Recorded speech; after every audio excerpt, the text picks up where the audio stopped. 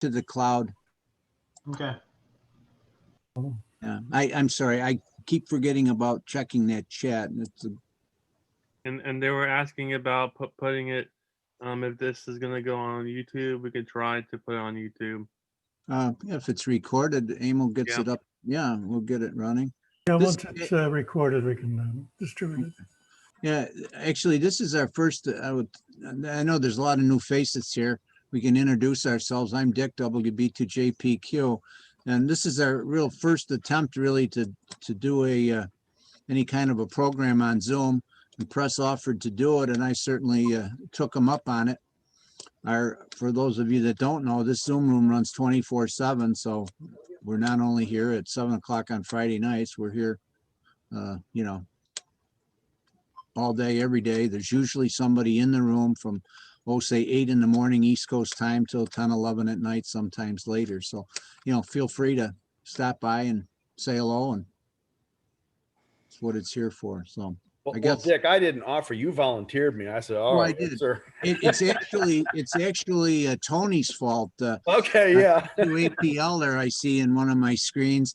Yeah. And He says, "I got a DSTAR question for you, Preston." Before I knew it, Dick was like, "Hey, you know, oh boy, okay, here we go." There's no sense in doing one DSTAR question, or, you know, let's do them, get a group together and so forth. So, Well, there's nothing I love more than to give little talks, and I generally do it free form. Although I did put together some notes, and I'm going to have some moments for questions. And there's gonna be a couple of links that I'll try to put up in the chat window to everybody as well. all right. Well, we would like to, and pretty much, I guess everybody's got their call sign or name. If you don't know how to do it, you just left a right click on your picture, and you can go down to the rename box and rename you and put your call sign and name in. If you don't have a call sign, that's fine too, but makes maybe just a little bit easier.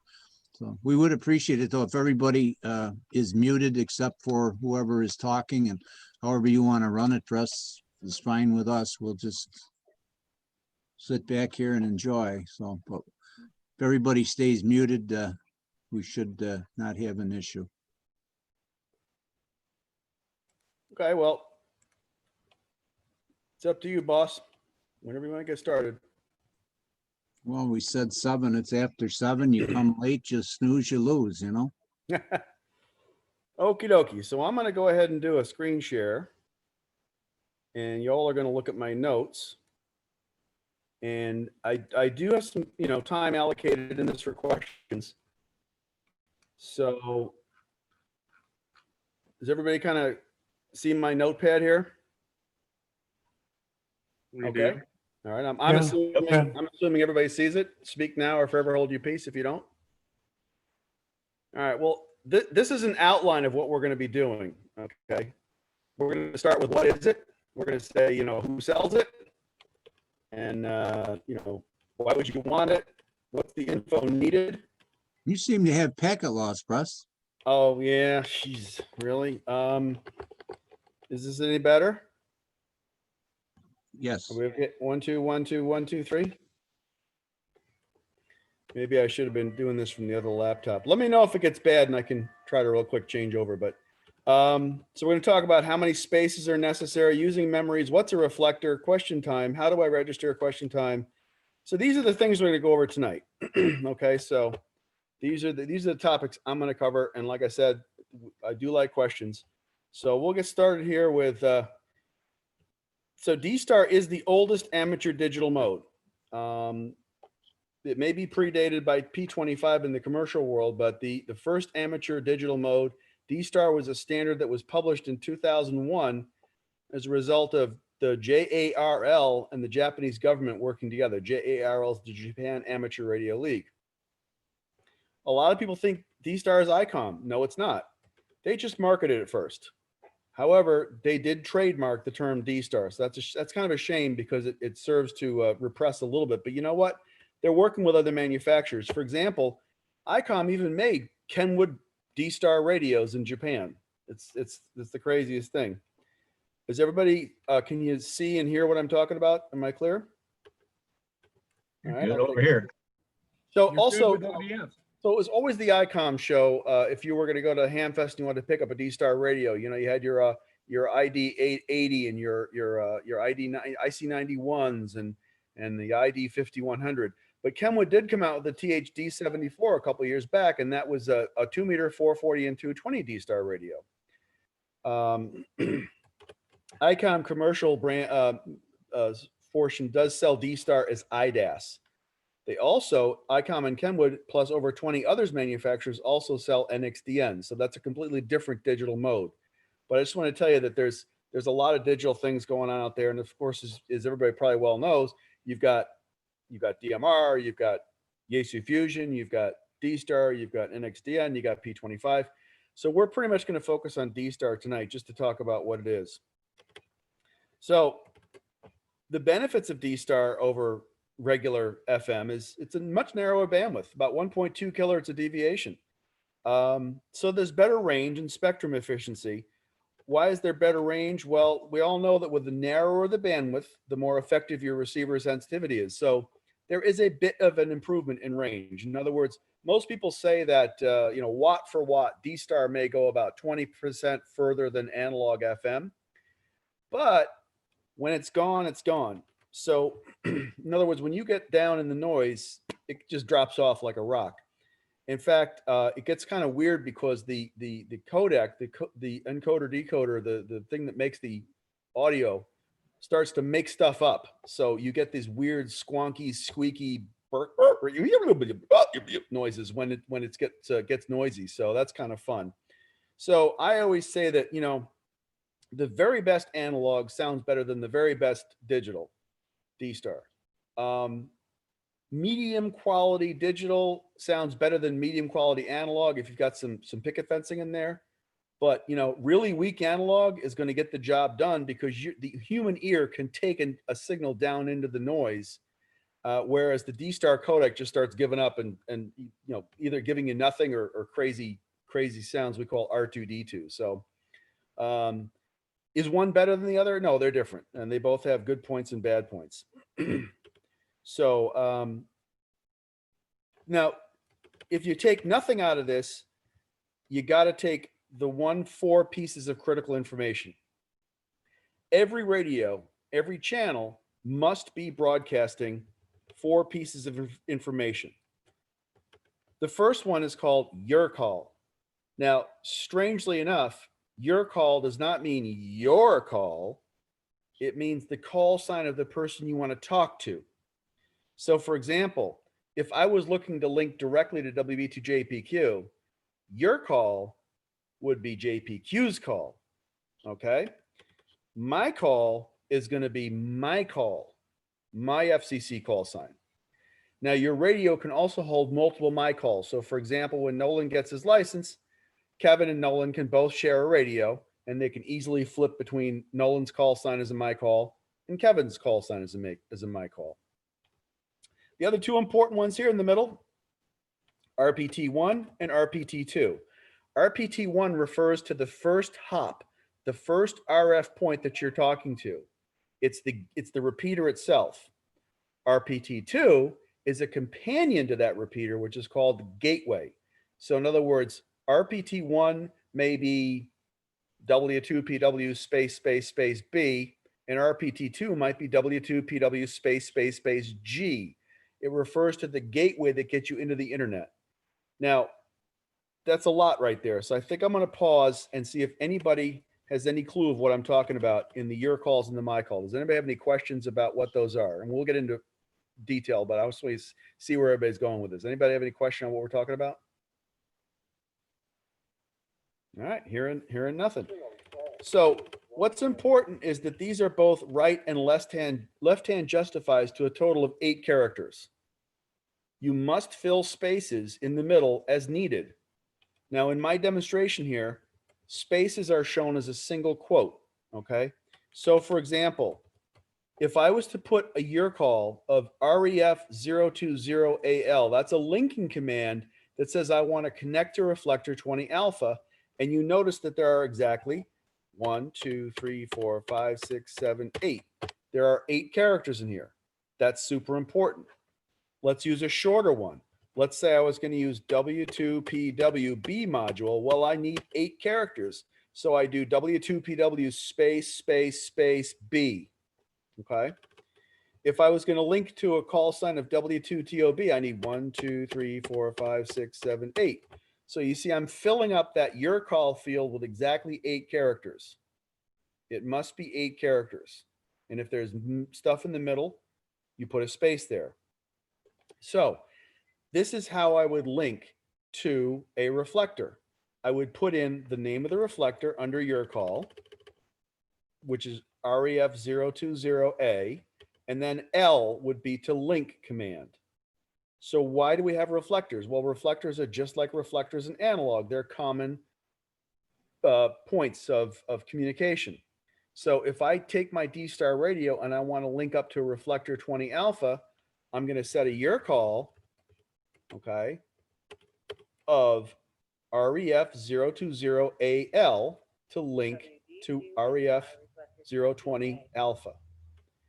This is a lot of information right here. So I need to sort of pause and see if anybody has any clue of what I'm talking about in this 4 magic fields business. Does anybody have any questions about how this goes? Well, we're through the hardest of it. Okay. That's the good news. So let's say I wanted to unlink the reflector. Well, now I'm going to send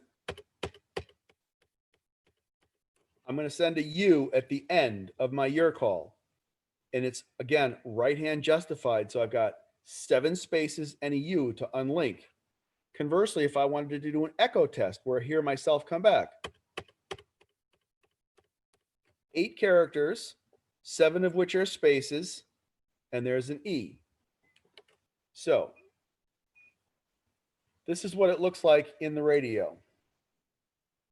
Let's see if I can get it to stop being so. There we just as I. Let me try this here.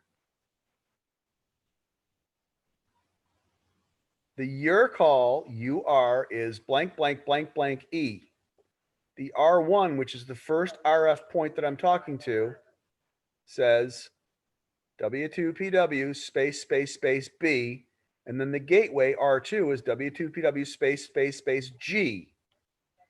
And then the my call is W2PW. And you can also have a 4-character extension, which is generally a short version of your name. Okay. Fred, Dick, Press, JOS for Joseph, or JOE for Joseph. Okay. So those are the 4 fields that you put in. The your call field, the R1 field, the R2 field, and the my call field. So with this said, W2PW is testing 1, 2, 3, W2PW. W2PW is testing 1, 2, 3, W2PW. So this is an echo test, and I am sending to my own little hotspot, which we're going to talk about hotspots in a minute. I'm sending the E character, and every time I do that, the entire transmission is repeated back to me. So this is an echo test, and I am sending to my own little hotspot, which we're going to talk about hotspots in a minute. I'm sending the E character, and every time I do that, the entire transmission is repeated back to me. Now, you notice also on the bottom there says message, MSG. We're going to talk about at the end of this. But every outgoing transmission can have a message as well. That message could be a status, like I'm en route or I'm on scene. But we'll talk about that at the end of this talk. But basically, the way some people organize this is they're going to have a bunch of memories for the very same repeater.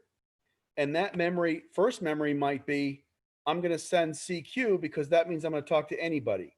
I'm going to send reflector 1 link because I want to link to reflector 1.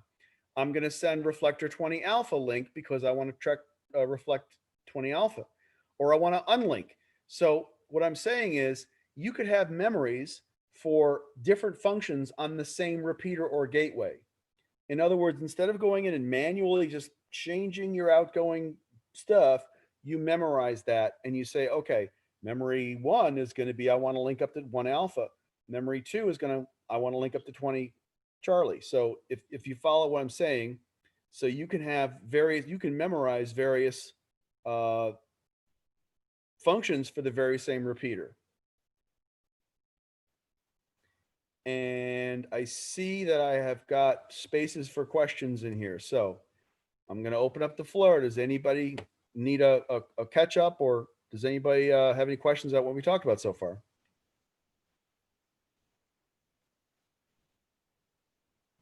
I should be waiting, I guess, for people to do hands up. Is anybody doing hands up or something like that, Dick?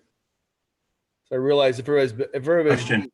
I'm not going to know if anybody needs questions. You Yeah, might and want, I'll- you might and want I'll- to unshare your screen and see Exactly. anybody.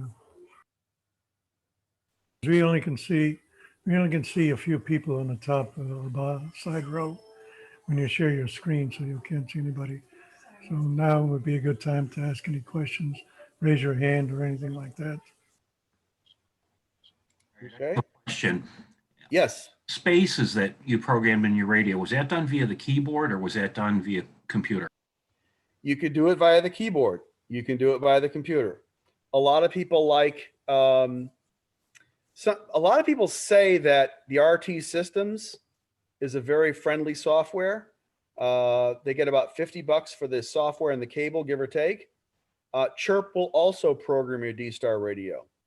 You can also get some software from the manufacturer. So yes, the your call field where we have these different linking and unlinking commands, that's where you'd make your changes.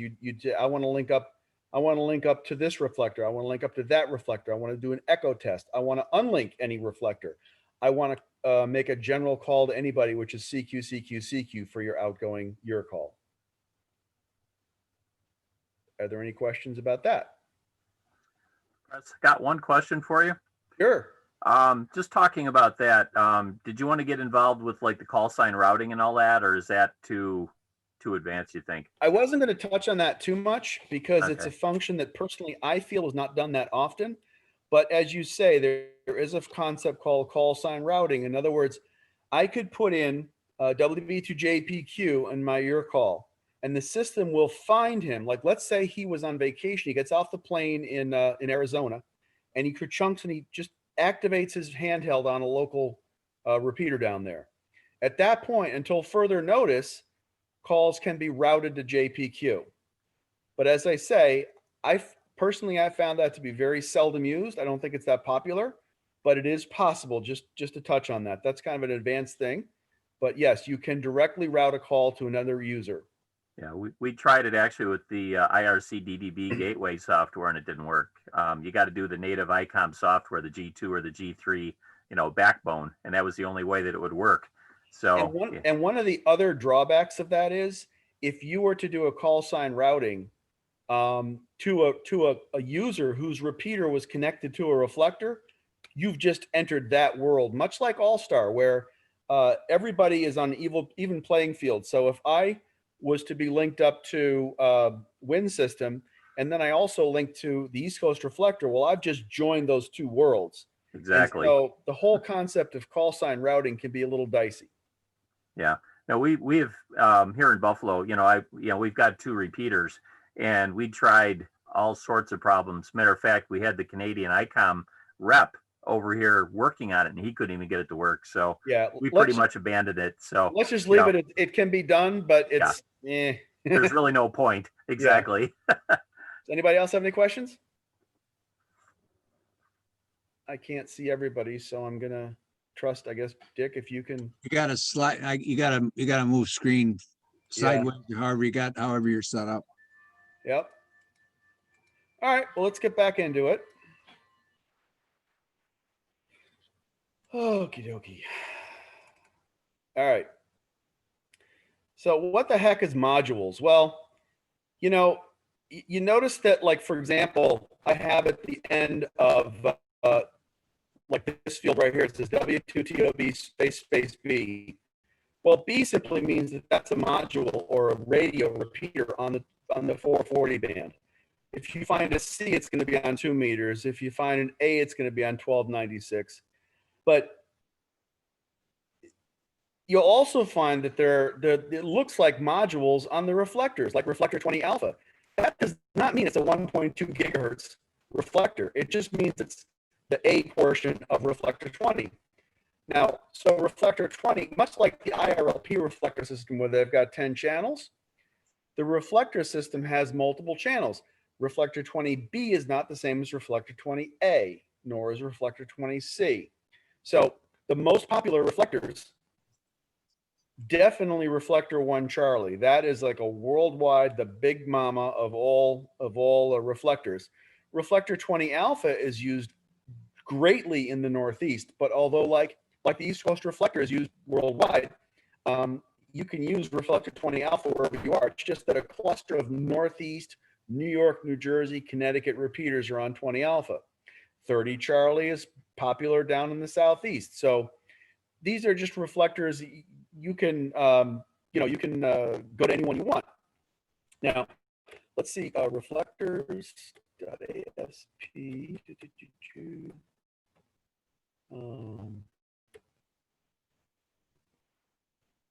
Okay, let me make sure that I got this. So you can go to dstarinfo.com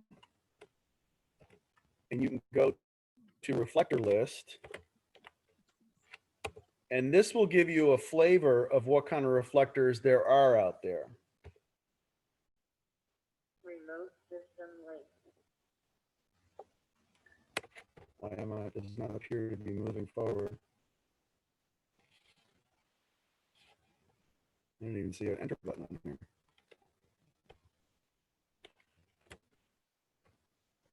Well, let's try this. Let's go to this one here.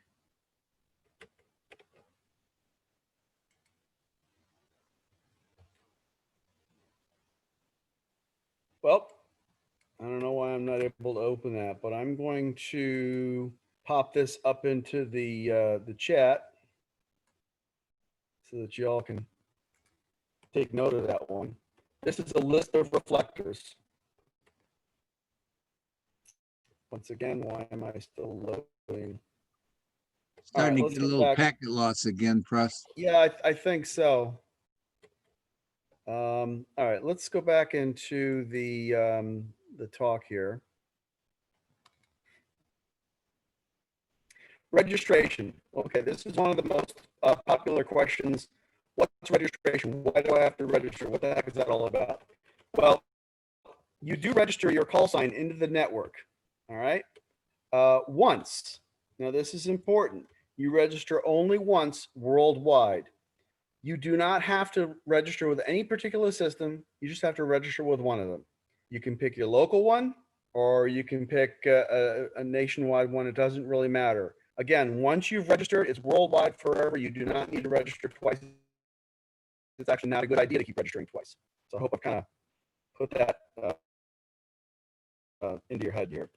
There are basically 3 steps you're going to do. The first step is you're going to go to the system page of a DSTAR repeater.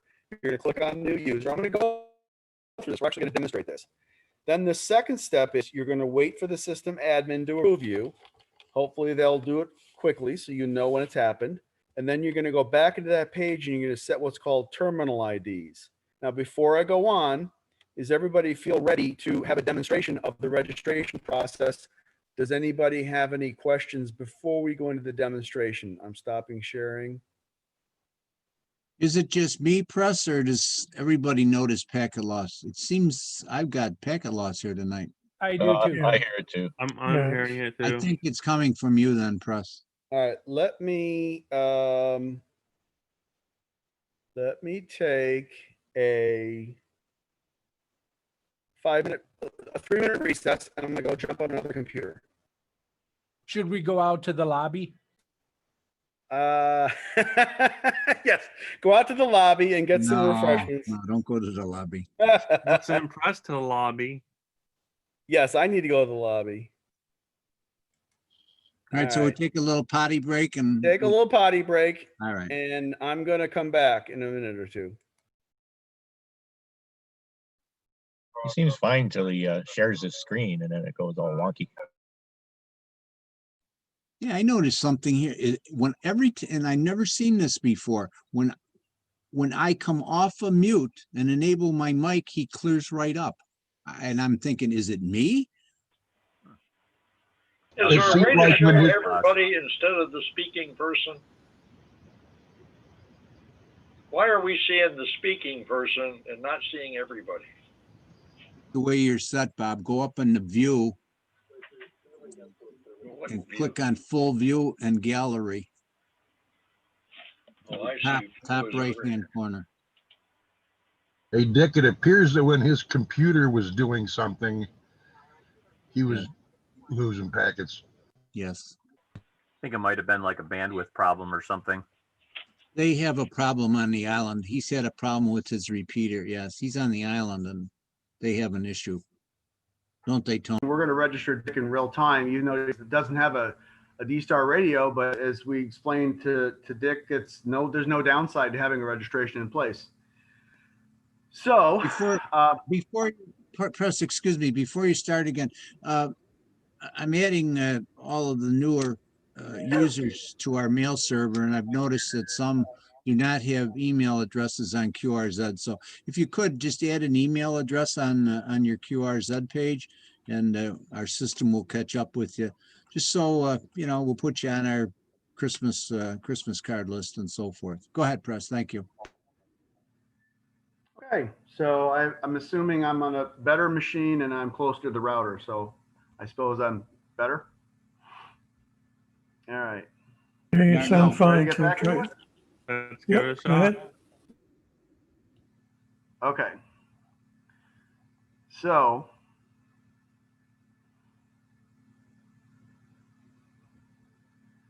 all right. So the registration steps are actually outlined here. I'm doing chat.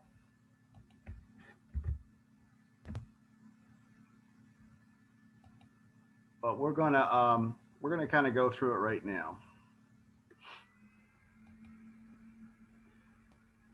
So let's say that Dick was going to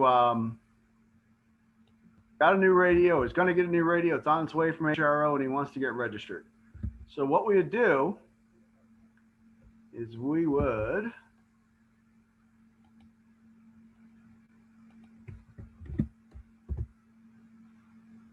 all right, now sometimes the reflector, sometimes the gateway PCs have expired certificates. This is nothing to be worried about. It just means that they haven't gotten an updated certificate. So you go to advanced and you go on to that website.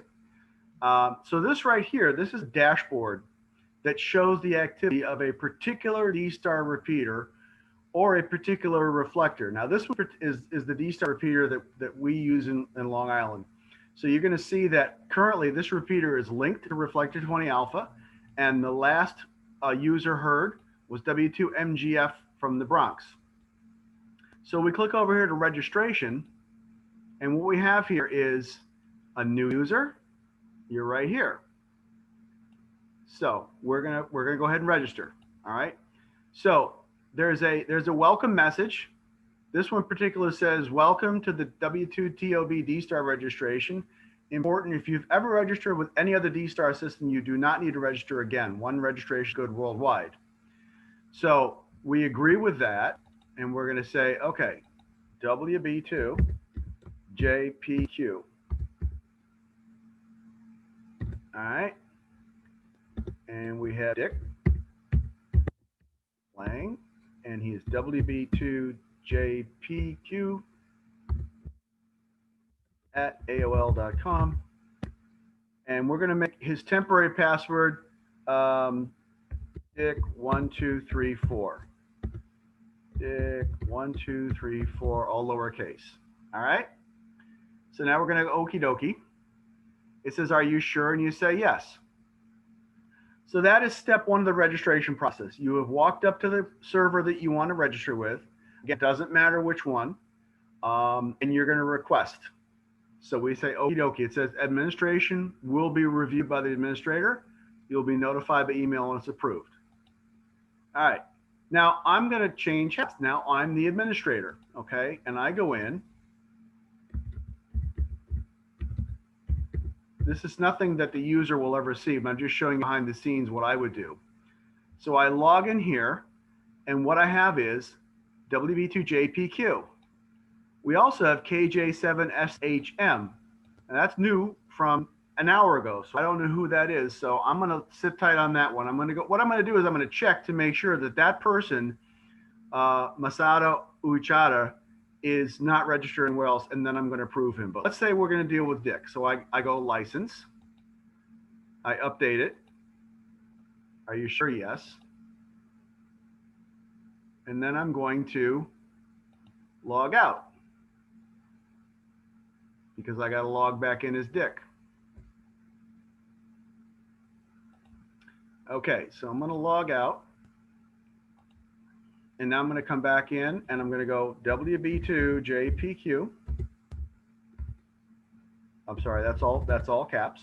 WB2JPQ and lowercase Dick 1, 2, 3, 4. All right. Now, what do we do next? We're supposed to enter what's called terminal information. We have a question. We have a question in the chat box. Excuse me. Ray would like to know what happens when you change your call sign. Great question. Okay. What you'll do is you will go on and you will, in your login, I believe you can request to, no, what is this? You're going to ask the administrator to cancel that old registration and make a new one under your new call sign. Okay. So let's say that Dick had changed his call sign from W2ABC to WB2JPQ. He's going to do the same thing. He's going to go in, he's going to register under the new call sign W2JPQ. Now, here is his personal information. Does everybody see? Dick, I'm going to depend on you to kind of watch the hands and whatnot. See if everybody sees what we're doing here. We have his name, his email, and his password. He can change his password if he wants to. So the first thing we're going to do is we're going to enter the first terminal ID, which is simply a space bar. You can't see it. It doesn't exist, but it's very important. Then we're going to do the terminal ID of alpha. That's all you have to do. You have to enter 2 terminal IDs. It doesn't matter if you do more than that. What you really need to do is the first one that is a space bar. That is an unseen space bar. Then you update and you are absolutely done. This is the point when you are done, you're registered, and you're ready to go in the DSTAR system. Okay? So the registration steps are in the chat.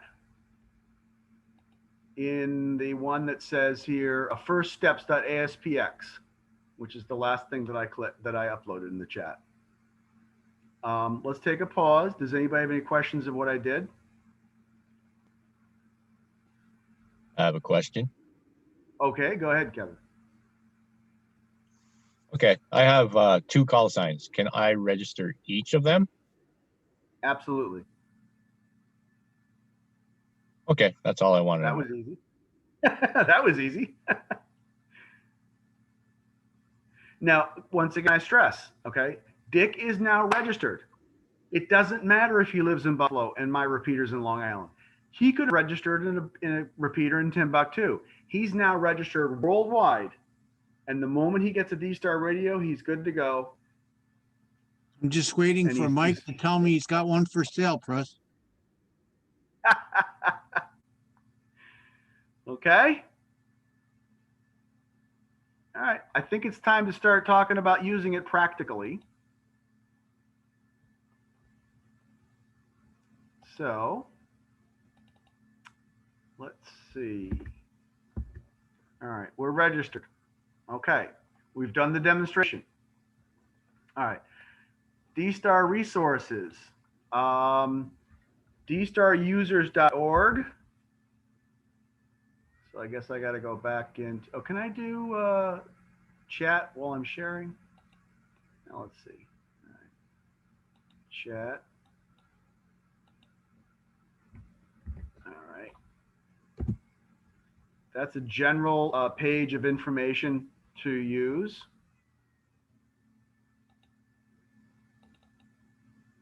And there's also repeater lists. Now, gets interesting because a lot of the radios out these days, the ID31, the 51, 5100, and even the Kenwood DH74, they literally keep databases of repeaters nearby. And your GPS will give you a list of nearby repeaters. It'll even tell you a distance and bearing. So if you're on vacation and you get off the plane and you're in, Toledo, you can have your radio tell you what's the nearest D-Star repeater and how to get on it. So go back to the chat for a second and I'll upload that. Alrighty. Okay, back to share screen. Personal hotspots. What is a personal hotspot? Why would you need it? Well, here's a good example. I have 2 or 3 D-Star repeaters in range of my house, but both of them are locked to reflector 20 alpha because that's what the repeater owners decided to do. I decided I want to go in and talk on reflector 1 Charlie. Well, maybe they don't want me to do that. So if I have my own hotspot, I'm the master of my own domain. So let me show you what a hotspot looks like. All right, so this little dude, if you disregard the gray thing on the bottom, which is a battery, which is a cell phone battery charger, that's a hotspot.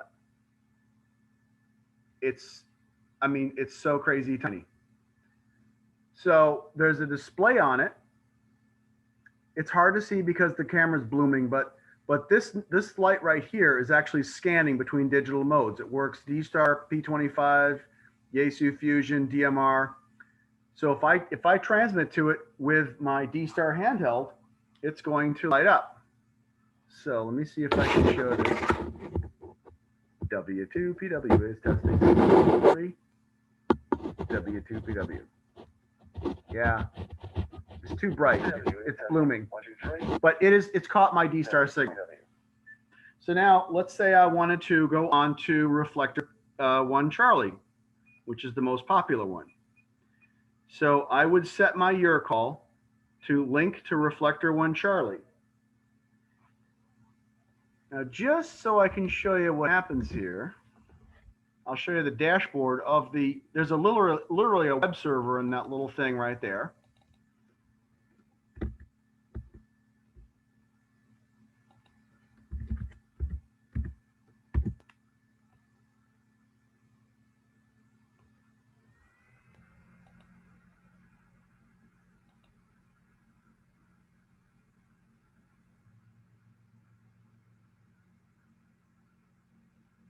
All right. So right now, this is a dashboard for this little bitty box, and I'm going to transmit W2PW testing 1, 2, 3. So I wonder if my audio is improved there from the i5 today. And just like that, I'm linked. All I had to do was send. Yeah, your audio definitely improved. It still shows that it's the DUI. Turning this down. So what I did was I sent REF001CL, that string right there. And that commanded my hotspot to go ahead and transmit to connect to reflector 1 Charlie. So this is what I did. I went like that. REF001CL, and that commanded my hotspot to link up to reflector 1 Charlie, 001C. Now, because my hotspot is simplex, I have to wait for a break in transmission to go ahead and unlink.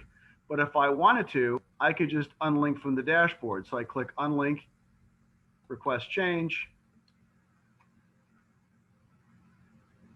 IV5100. So I'm going to go back into that and turn the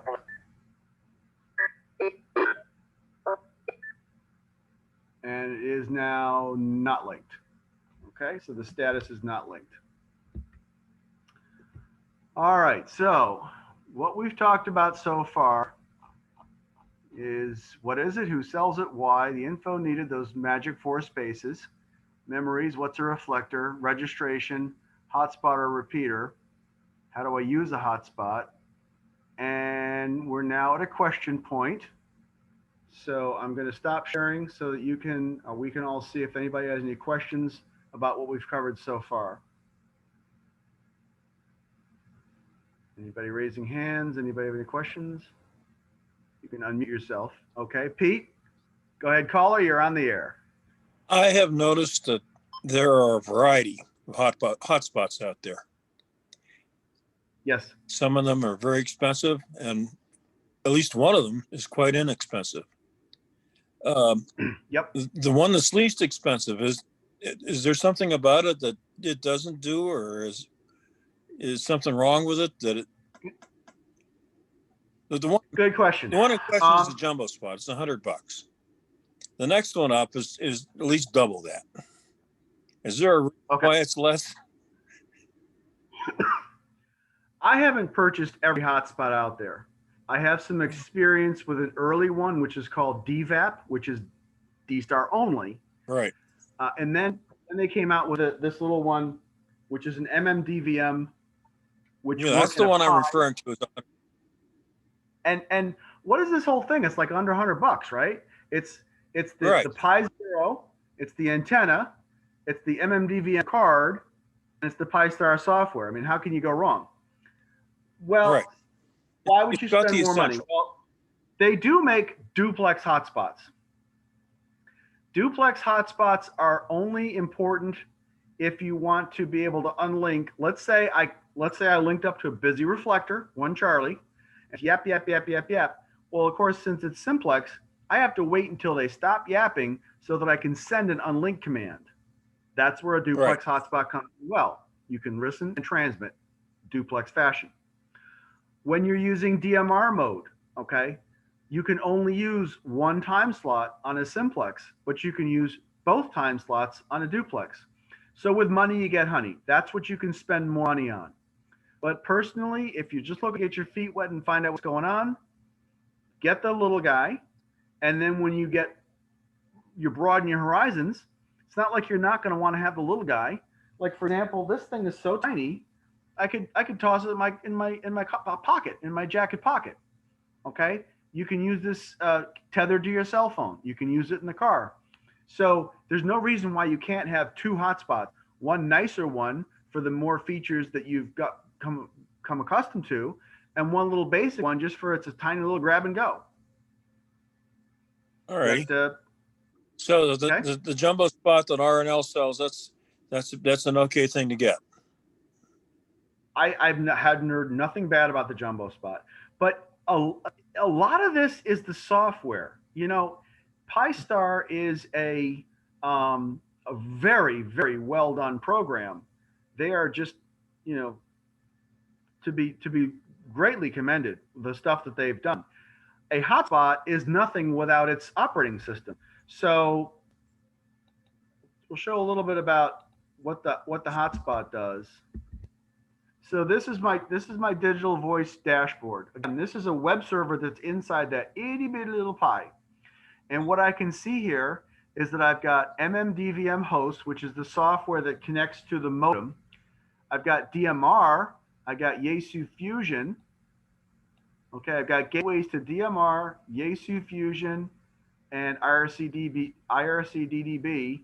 So, you know, essentially, I've got multiple modes enabled in this thing. Okay, I've got DMR, I've got DSTAR, I've got Yaesu Fusion, and I can go at this thing with my Yaesu Fusion radio and be in the Yaesu network, go on my DMR radio and be in Brandmeister, or that new TGIF, or I can be on DSTAR. So it's very cool software, and it's free. You download it. It comes preloaded on some of these chips when you buy something like that, and that's a lot of magic right there. So the hardware and the software work very well together. You're looking at this through a PC, right? Yes. Do you have to have it on your phone? Do you have to have a PC to talk to this thing? You can use your phone. If you're tethering to your phone, So you set the Wi-Fi up to grab your Wi-Fi from your phone. And the order I would do it in is, if I was coming at this thing and starting off, I would connect up my phone sitting here in the house. I would attach it to the phone. Then I would turn the phone off, the hotspot on the phone off, and then I would attach it to my house and go in order. So what it'll do is it's going to look for the phone. If it's going to look for the phone, it's not going to find the phone because you're home. And then it's going to grab your house. Then you leave the house, and it's going to start looking around for Wi-Fi, and you turn your hotspot on your phone on. It goes, okay, I'm good, and then it'll link up to the phone. Actually, So, would be my time because I have nothing else. Couple questions in the Okay. chat box. Yes. Okay. Let's see. DMR, Fusion, D-Star, all on the same hotspot. Yes. Different simplex frequency. No. The RF frequency is set it's chosen in the in Pi-Star. And as I mentioned before, there's some scanning that goes on. Again, this is a very bright LED. In fact, I put some tape across it. It's still too bright, but you might see that it's actually scanning. It's hard to tell, but different colors. Yeah, we can tell. You can see it shimmering. So, green is D-Star, blue is DMR, whatever, different colors. So if I take my D-Star radio and I kerchunk at it, I'm going to be talking to the D-Star mode. And then it locks it into D-Star mode for 20 seconds, and then it goes back to scanning. So then I grab my DMR handheld, and all of a sudden I'm in DMR world. And you can activate as many modes as it will select. The benefit of keeping it low, though, is that scanning thing I talked about. If you had all 5 modes and you didn't own more than 1 or 2 mode radios, you're wasting time checking for like NXDN that you don't own. So you only activate the mode that you have and want to use. Now, some people will have a different hotspot for each mode because they're $100. So you can have a hotspot on 438.7 on D-Star, 438.8 on DMR, 438.9 on Fusion. So some people solve it by saying, hey, I just want to have 3 and not be bothered by that. So you can have 1 or more hotspots in the house. Second question, no hotspot means what again? We are on reflector 20 alpha, always a reflector. So your local repeater may or may not have it chosen. Now, we have a small network of New York area repeaters, New York, New Jersey, Pennsylvania, Connecticut, that are on 20 alpha. This HT right now is listening to a genuine repeater up on a hill, and it's on 20 alpha. Now, if I were to connect, let's say I'm just representing the small radios to my hotspot, the big radios to the repeater. They do look a little bit, let's see, this is literally the smaller. All right, so if I go on and I connect to 20 alpha,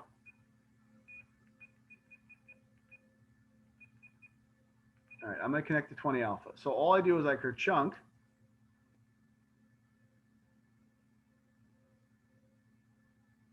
Link to.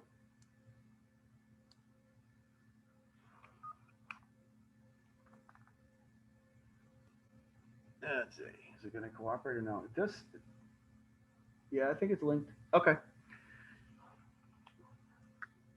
W2PW is testing. 1, 2, 3. W2PW.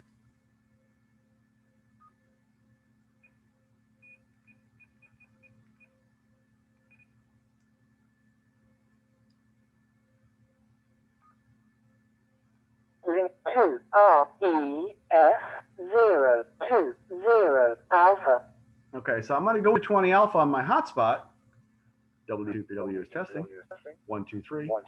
W2PW. I'm going into my hotspot, going through the network, shooting up the repeater on the hill, and coming back out. You're making it in just fine. 20 alpha. I'm using a hotspot right now. I'm too far from the Philadelphia repeater. They should put it up 100 feet higher so I could get it. Well, Rick, thanks for coming back. You're actually live on a demo. We're on a Zoom room, and we're demonstrating and discussing how D-Star works. If you wanted to join us, we're at bit.ly, bit.ly/ECR daily, Echo Charlie Romeo daily, bit.ly/ECR daily. So you just jumped in the middle of a demonstration. So thanks. I'll let you get going. and we'll talk to you later. W2PW.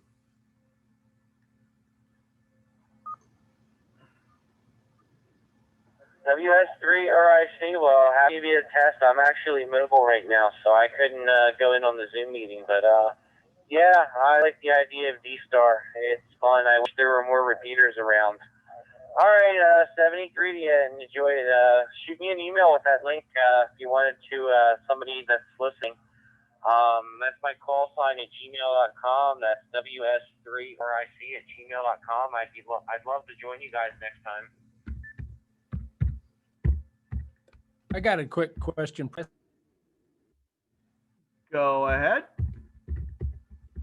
On the Go lower ahead. part of the screen there, it had something, then a percentage, a number and a percentage sign. What is that? Astute observer noticed that. Okay, so when my hotspot's transmitting to me, it sends me the guy's call sign.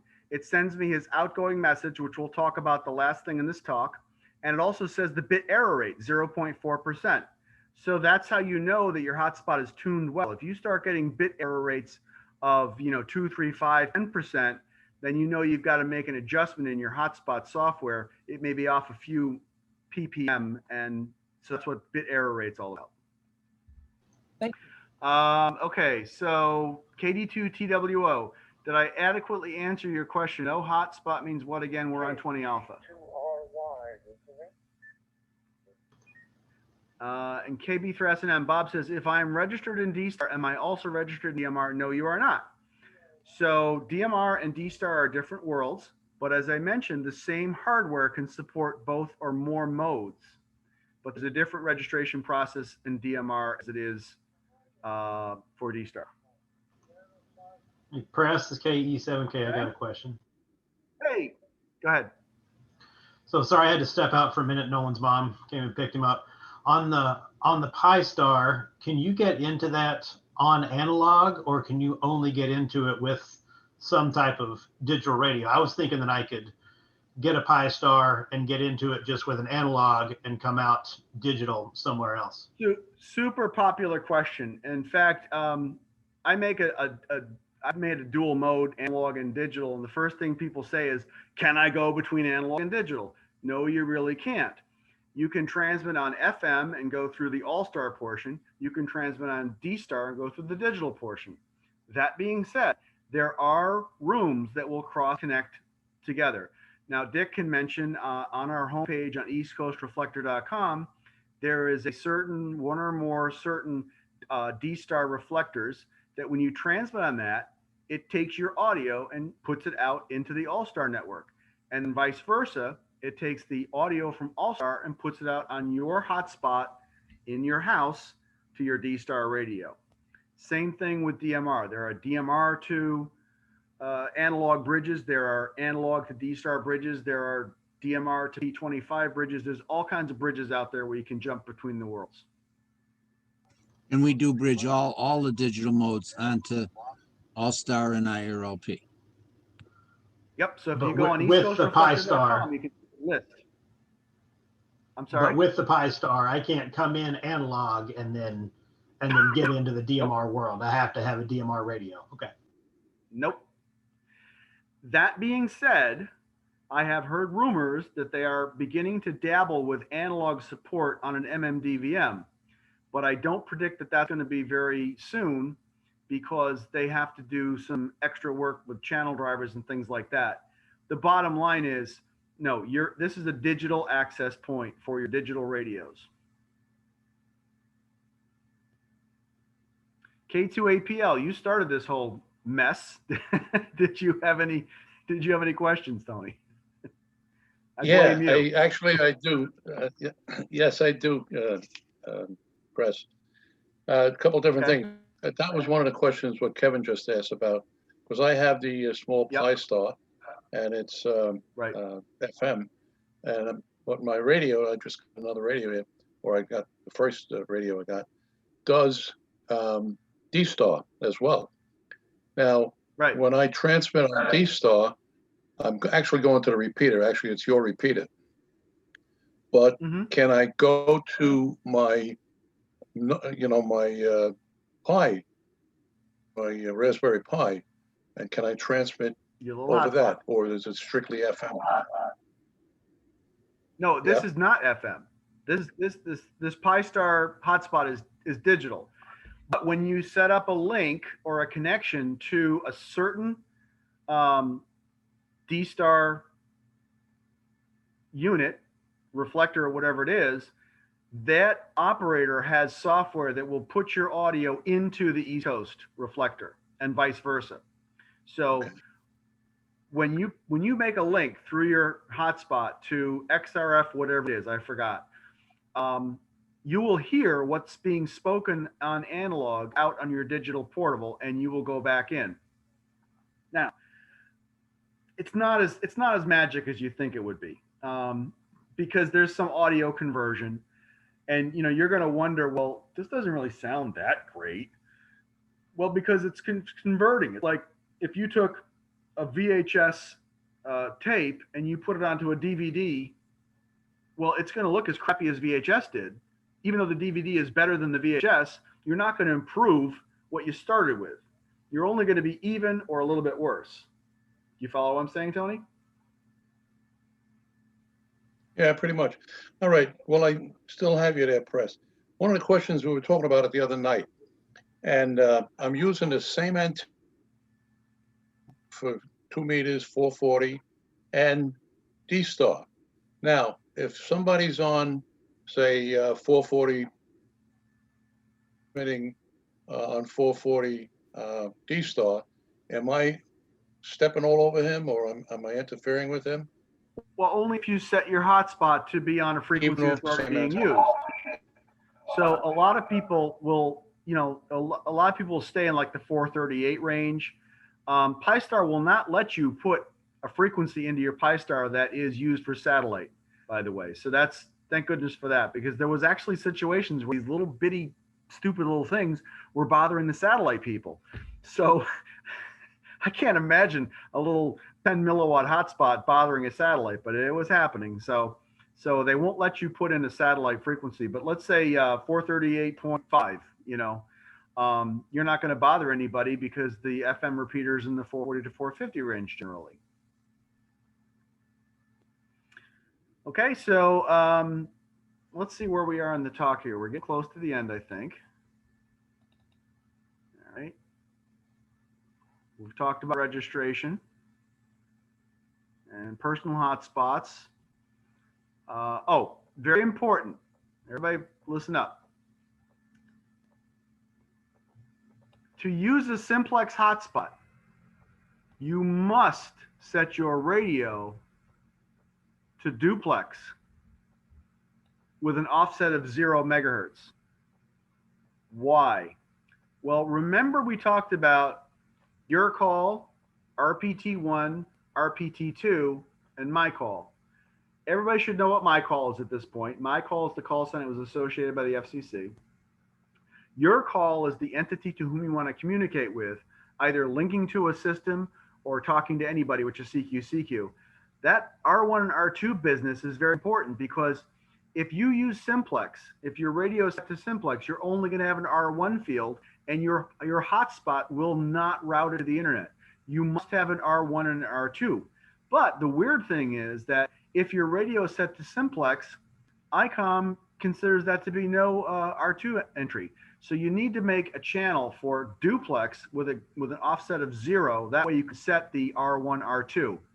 Now, if this is confusing, you can use your software like Chirp, or you can use the ICOM software, or you can use RT Systems, and they will have the drop downs and the information on how to put the R1 and the R2. But if you forget to do RPT2, you're going to wonder why your hotspot isn't working, because it's in simplex and it just isn't going to work. All right, so we did talk about a little bit about Pi-Star. I'm going to ask right now if anybody wants me to orient them to some of the Pi-Star screens. Is anybody at the point where they feel like they are about to or already have Pi-Star and they want to know how to set some of the fields up in Pi-Star? Maybe unmute and go, hey, or. Yeah, Press, Tony. Yeah, I'd like to see that screen. Okay, so briefly, I'm going to orient you to a couple of things. Okay, so your Pi-Star, this is the dashboard that tells you what's going on. It's not for any configuration, it's just a dashboard. But in your dashboard, if you go to admin,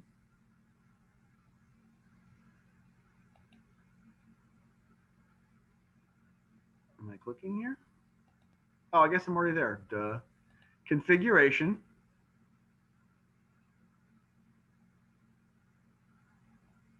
Waiting.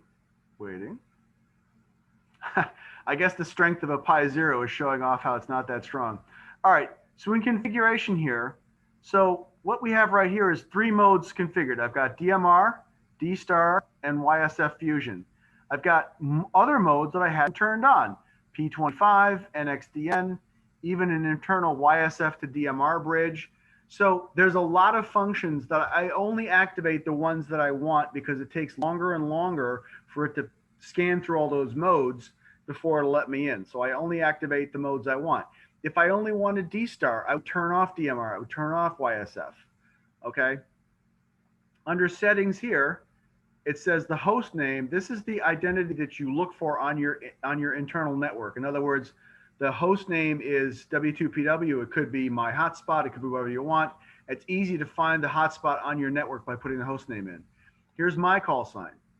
Here's my DMR ID. Now, DMR everybody has their own unit ID. This is the one that I've been assigned. You don't have to have a separate DMR ID for your hotspot. This is the same one I would put into my portable. So 3136106 is my DMR ID. The radio frequency, that is what frequency I'm transmitting and receiving on, okay?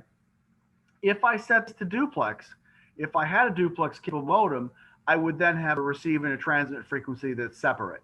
But this is a simplex hotspot, so it only gives me one frequency. There's a green background because I'm not in the satellite band. If I tried to enter a frequency in the satellite band, it would stop me and it would be red. This is your lat and longe if you want to. It doesn't make any sense because it's a portable node, but if I wanted, I could put my house lat and longe, and various entries like what state are you in, what country are you in, what town. I'm fond of could be anywhere, so I'll write that in there. My QRZed page, what type of modem it is. All right, this is going to be important, and I'll give you a pro tip. When you make changes in Pi-Star, it sometimes forgets what modem you're talking about, and therefore you have to go back in last thing and reset the modem. So this is a Zoom Spot single band Raspberry Pi hat. Once you know what your modem type is, write it down, and then if you make some changes and it forgets, you've got to go in there and pick the exact modem type.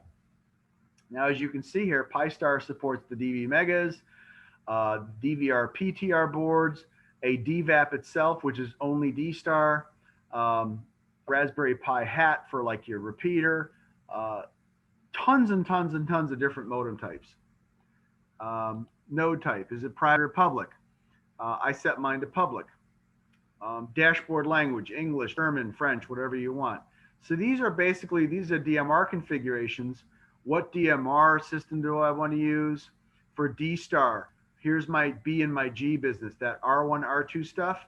I've identified this gateway as W2PW space G. W2PW space B is the call sign that's emitted by the node itself. Again, English reflector, the default reflector that I want to go to, reflector 1 Charlie. Do I want it on startup or manual? I leave it on manual. I don't want to start up that way because it automatically wake up and connect you to a certain reflector. Down here is the Wi-Fi configuration. Okay, that's where you would set your Wi-Fi. So for example, they do something very clever. When you turn your node on for the very first time, if it can't find Wi-Fi, it will turn itself into an access point. You can access it via your laptop. You can go in and configure the Wi-Fi. So what I do again in that order is I train it to my phone, and then I train it to my house in that order. So it's going to look for my phone. If it can't find my phone, it's going to look for my house. It's going to link up automatically. Questions about configuration?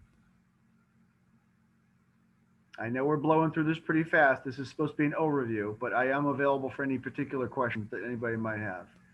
Anybody want to unmute and ask a question? All right, well, we're coming up to the end of my notes. Let's talk about what an outgoing message is. Press, I have a question. Do they make a hotspot with Yes. any, it's Dick, JPQ. Do they make a hotspot with anything other than the Pi Zero? Have they upgraded to the 3? Oh, yeah. They do? Oh, yeah. You can buy a duplex board that is a hat that goes on top of the Pi, and it has 2 antennas. So that board itself is give or take $60. You can slap that on a Pi 3 and have more power. You know, it's amazing that the Pi Zero works at all. So yes, it will be snappier. That's what I And you mean. could also, I know, yeah. and you will also upgrade to having duplex if you wanted to. The duplex board, I get one in the other room if you're curious to see it, but it's basically just a hat that goes on top of the Pi, and you got 2 antennas to stick up. And that's your duplex, so you have a receive and transmit. I have put my hat on top of a Raspberry Pi 3, so that works too. Yeah, it'll work great. I've never been a fan of 4s. I think that they're too powerful. They're getting too much out of it, and there's heat and current drain issues with the Pi 4. If you can find a Pi 3, that's the sweet spot in my opinion. Pi 3B version 1.2 actually is nice versus the 3B plus, but the 3B plus takes a little more current, so you really have to have a 2.5 amp power supply. But the 3B version 1.2 is absolutely powerful enough. In fact, I'm running both analog and digital at the same time on a Pi 3BV 1.2. Any questions? All right, so just to wrap it up, there's an outgoing message. Every transmission that I make can have an outgoing message. They're 20 characters long. So for example, I can have en route. I can have on scene. I was following the Mars Pathfinder program, and they had a message that said, "It's getting dark and my battery's low." Just for fun. Danger, 50 ohms. You can say every transmission says, "Get off my lawn." And my personal favorite is, tell the XYL, HTs equal shoes. Anytime your wife goes, "Why do you have all those radios? They all do the same thing." You point out, "Honey, they're like shoes. They all keep your feet off the floor." And she'll say, "Fair enough."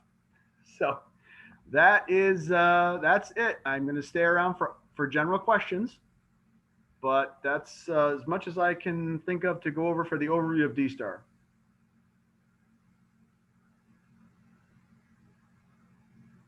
Well, very informative. Thank you, Tony. Thank you very much.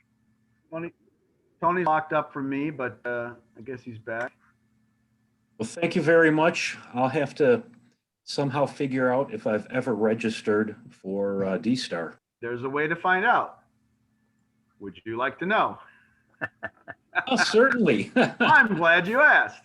Okay, so all right, I have a quick link on my page here. No, not that one. DSTAR dupe query. Okay, so this will allow you to query the system to see if you're already registered.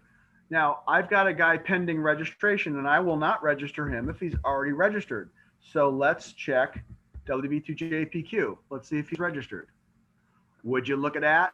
He's registered. So since I registered him, not an hour ago, he's already propagated through the system. He is registered on W2TOB in Long Island. Again, it does not matter where he's registered. He's going to be able to use his Western New York repeaters, and nobody's going to know the difference. You just pick a system, any system to log into. What's your call sign? You want to see if you're registered? A2 light emitting diode. K2 LED. All right. You are not registered. Well, thank you very much. So we get you registered somewhere. I don't care where. I'll register on my system or you can register on a local system. Again, it does not matter. Once you register anywhere, it's good for the rest of the world. All right, KB3SNM, please. All righty, next customer, KB3SNM. Table for 1. You are registered, and you are registered with K3DPR. We get out there at 6:30. We leave here at 5:30. We can get out there at 7 if you want. Ross, can you mute, Sorry. please? You talking? Yeah, sorry. Okay. Bob, you're registered on K3DPR, which I assume are a system near you. Does anybody else want to check if they're registered? VA3KVI. VA3KVI. You are registered with VE3LSR. Okay, I thought I registered. I couldn't remember or not. Anybody else want to check? Who am I registered with? N0MSS. You don't remember, Ross? You're registered with, I don't know, looks like your own access point. Huh. You're not registered with a system, but you are registered in the system having an access point or a hotspot. Huh. I was today old when I learned how that worked. I didn't know. So yeah, you're in the system. I don't have to be registered. I don't have to be registered with somebody else's system. This is legit. This is legit. All right. So I'll put that link in the chat window so you can play around. You can. All right. Okay. Well, open questions. Now's a good time. All right. How would I find your system to register? Would I search under your call sign? Well, you would go on to, for example, dstarusers.org. Okay, and let's do that together. Oh, hang on a second. Close, copy, share screen.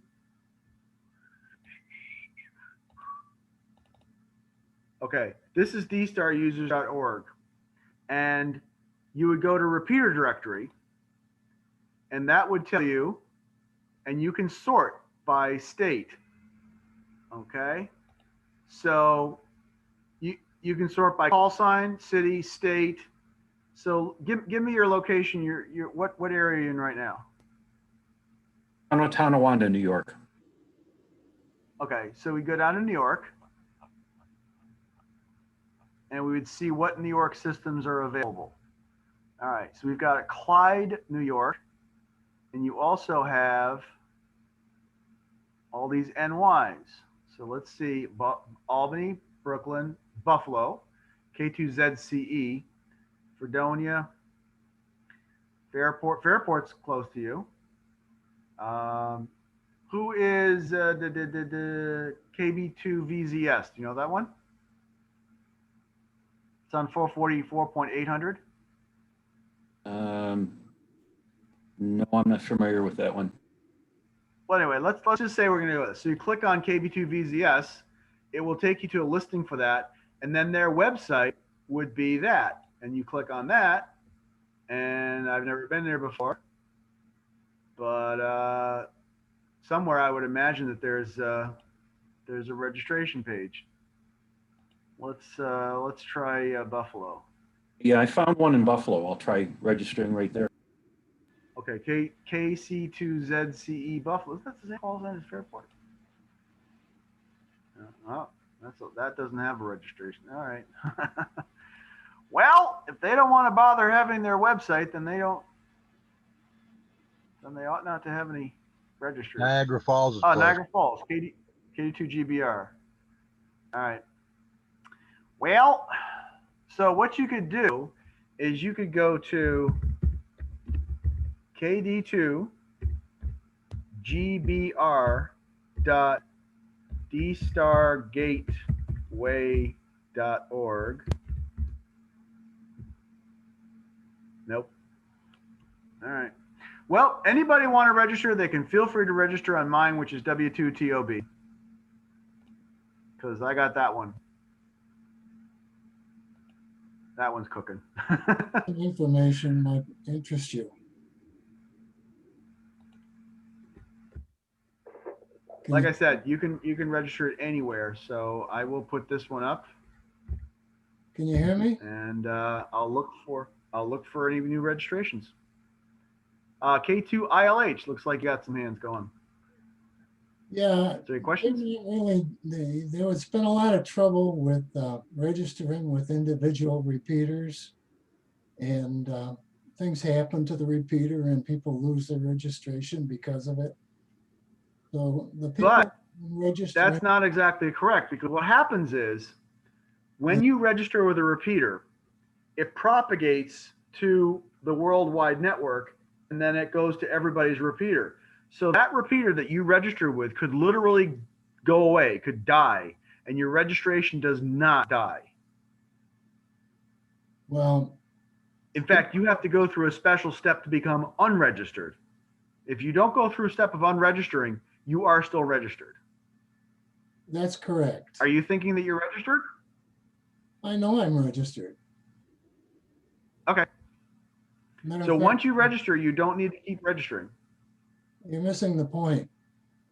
The point is you don't have to go to a repeater to register. People who are in this area who have recently registered have asked me to register them because I am the repeater trustee. Okay. However, we do not register. But you can go to dstarusers.org and register directly with the main office, so to speak. This is probably what we were seeing with N0MSS, because he registered his own hotspot. Yeah, well, this is what's happening now. And if they ask me, I tell them go there and register. And it works right away, just the same as if it was. Right. But there was a problem, and that's why they changed their system. Okay. But people who were registered are still registered, and but you don't have to go to a repeater. Right. You can go to dstarusers.org. So I've got that link in. I've got that link in the chat window. So everybody, take note of the links in the chat window. Right. Anybody else have any questions?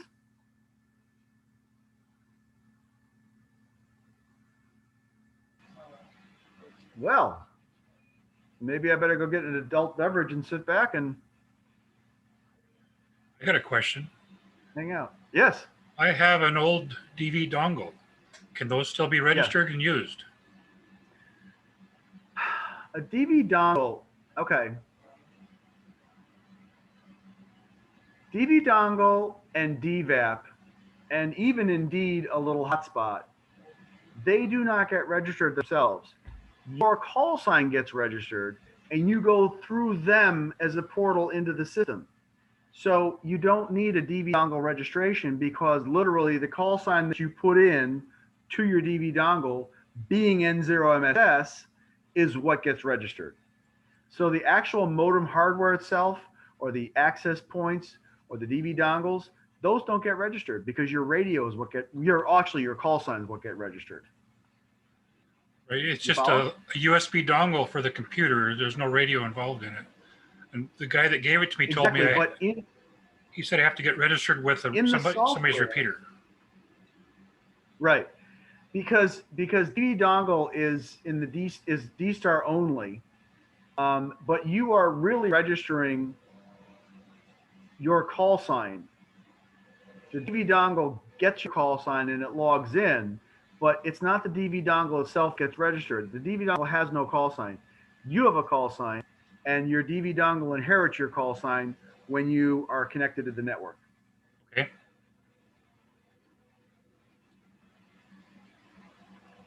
Anybody else?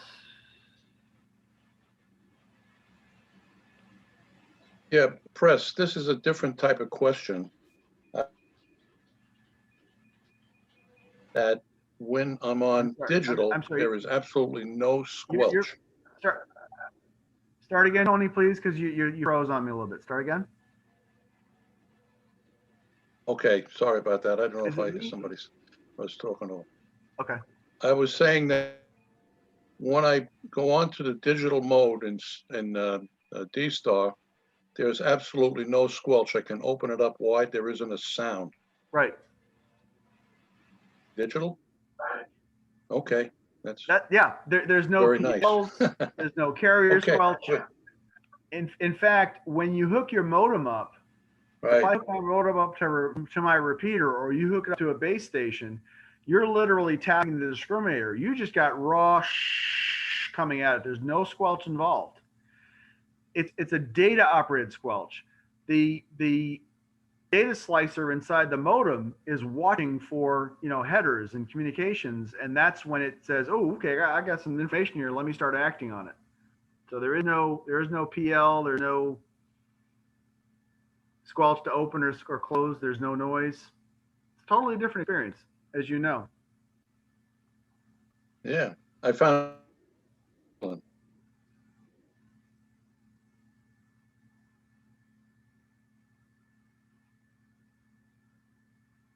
Well, All right, that new registration that just got sent in, I personally know him. He might be a hacker, so I'd watch out for him.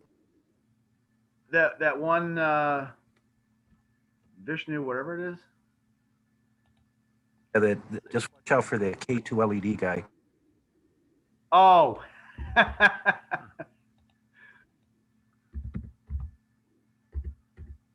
I'll vote for him. He's definitely a hacker. Well, okay, I got K2 LED. All right. And then so I'm gonna license him because I know you're not registered anywhere. So license, update. And then this one here, KJ7 SHM. I'm curious. I believe he was about in, him. I So don't know if let's he's still here, but he was here tonight with us. Okay. So let's go in the dupe checker and put him in. And he's not. So let's go for it. We're going to register him. So now I'm going to send an email to him that he's good to go. Unless he's still Masato, KJ7, what is it? Oh, it's now sorted the wrong way. SHM. The KJ7 station. Yeah. Are you still on here tonight? All right. So I'm going to send him an email.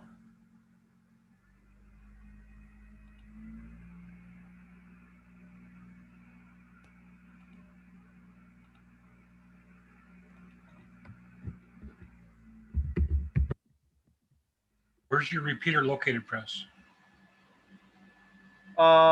We got 2 of them in Long Island.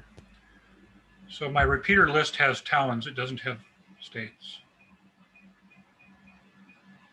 I got like Salem, Salem, Atlantic City, Cedar DSTAR Grove. users repeater list. The DSTAR repeater users list can be sorted by states.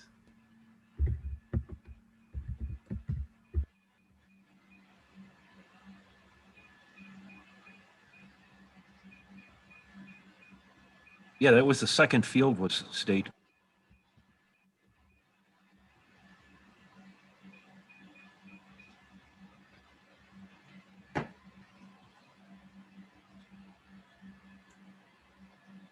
All righty. Okay, so now I've sent an email to that individual, and let's see. Where's the one that had the DSTAR users? All right. DSTAR info, DSTARusers.org.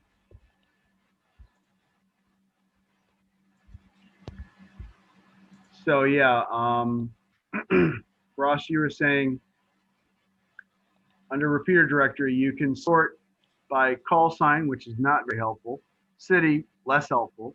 State, okay, that's pretty good. So let's see if we have, I showed 2 in Long Island, or Rhode Island, I mean. Rhode Island? You're not Rhode Island, you're Long Island, right? Correct. So, why did that New York start? State. Okay, I'll show you my 2 ones. You go to NY, and Yours is W2TAO. W2 Tango Oscar Bravo. We need Port Jervis. Yeah, no, I'm WD2NY and W2TOB. So this one right here, and this one right here. But we have a problem with the registration page on WD2NY, so don't bother with that one. But anybody want to register and they can't find a one, you can use W2TOB. I also have this call. I also have this call sign, which is kind of cool. WD5TAR. It looks like WD-STAR. But anyway. All righty. Well, thank you, Pres. My pleasure. Thank you. My pleasure. If anybody wants a refresher or visit this again,